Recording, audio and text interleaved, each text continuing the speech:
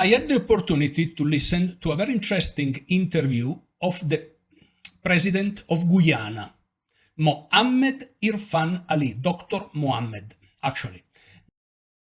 Do you know that Guyana has a forest forever that is the size of England and Scotland combined? A forest that stores 19.5 gigatons of carbon? A forest that we have... The interviewer was Stephen Shoker of the BBC, and the interview was around the Guyana oil exploitation. Nowadays, Guyana is one emerging economy that is rising very fast all throughout Latin America and all throughout the world, thanks to the oil exploration and the oil discoveries that occurred in its territory, or at least in one part of the territory that is under Guyana control, but at the same time is claimed by Venezuela. But let's see what is happening in Guyana. First, I have a little consideration about the program, our talks. I was a follower of the program when the host was Tim Sebastian. If I have to compare the two hosts, in my opinion, I preferred the way Tim Sebastian was able to drive the conversation. What I saw from this interview is that Stephen Shoker was a little bit too much aggressive. And in order to exploit better the interview, let's say, you have to let the person that is interviewed free to speech. If you are too aggressive, then it became difficult to get to some point. And in my opinion, it was extremely aggressive. But before going into the details of the interview, I'd like to talk about Guyana.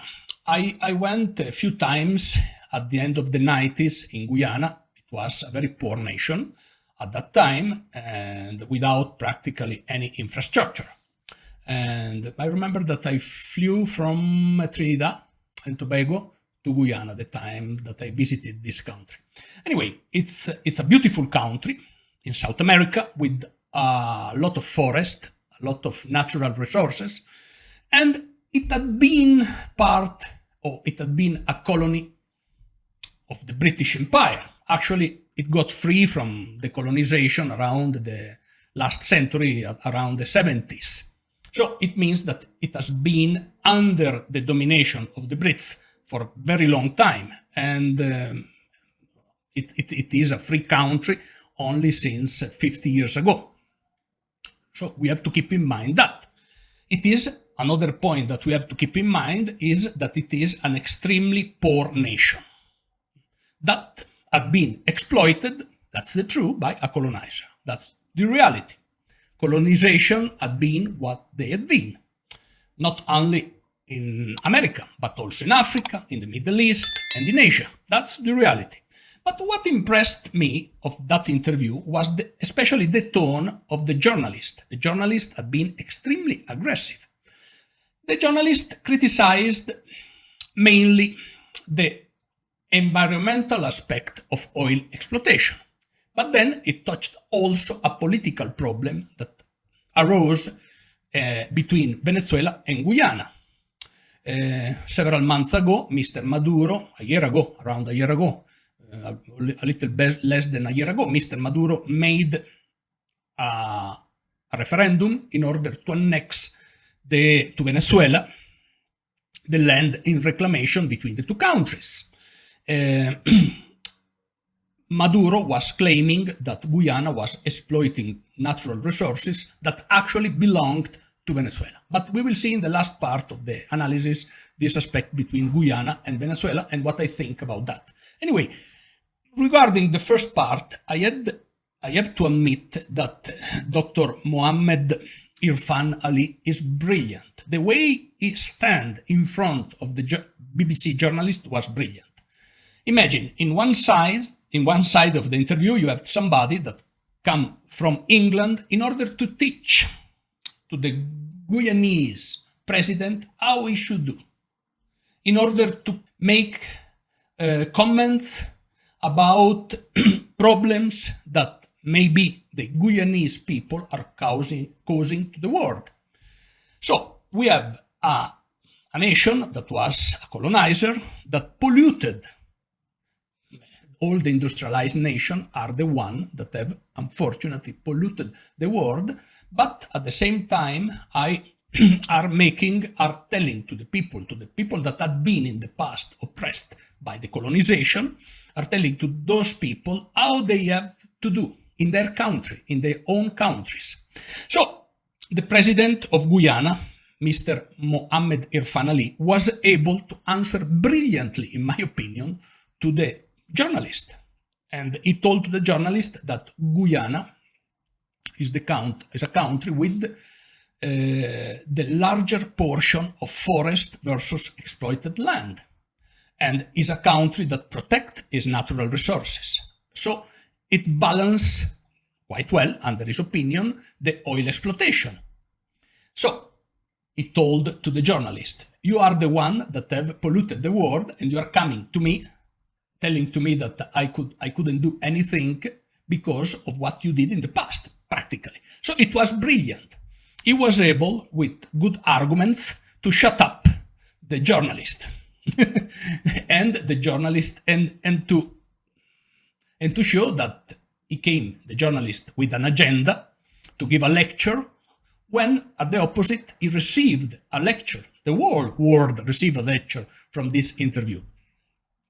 Then the journalist talked also another aspect in that discussion about a political problem, a real political problem that exists between Guyana and Venezuela. But this political problem actually was caused by the same British government, the same British Empire.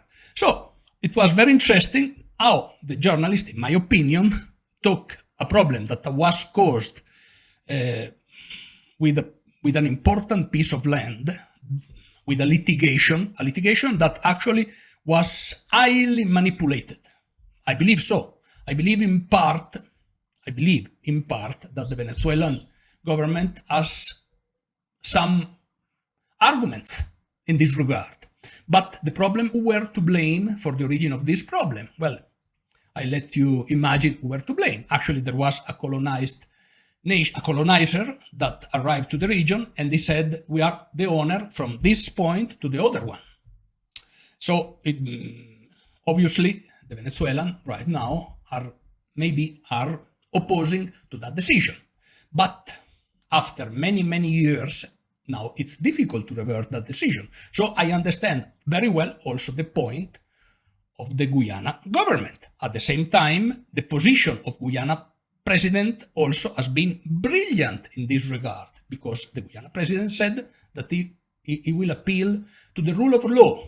He is gaining international support, so he will work on a diplomatic base in order to protect his idea and to protect his territory. So I think also in this part of the interview, it was brilliant the way the president answered to the journalist. The journalist was trying to find some aspect to attack the opponent, but at the end of the day, he wasn't able to find any valid subject or any valid arguments to sustain his ideas. So I highly recommend this interview. I will put the link in the description of the channel. It's particularly interesting from the minute 15, but I recommend to listen to the whole interview, because it's a brilliant interview, and it gives an idea how sometimes somebody from Europe come to poor nations or to developing nations with the arrogance of teaching something. But thank you. I'm looking forward to have you in my next presentation. Have a nice day.